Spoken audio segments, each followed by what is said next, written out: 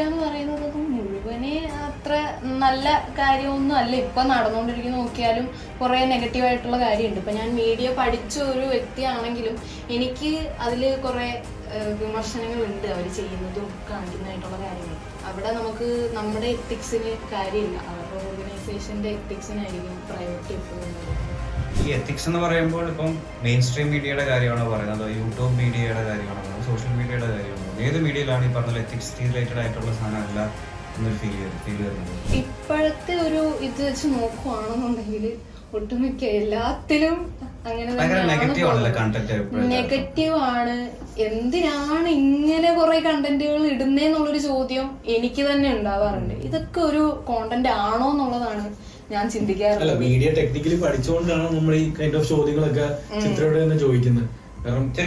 പറഞ്ഞ ആ ഒരു പോയിന്റില് നെഗറ്റീവ് ആണ് എന്തിനാണ് ഞാൻ അത് ചിന്തിക്കാറുണ്ട്.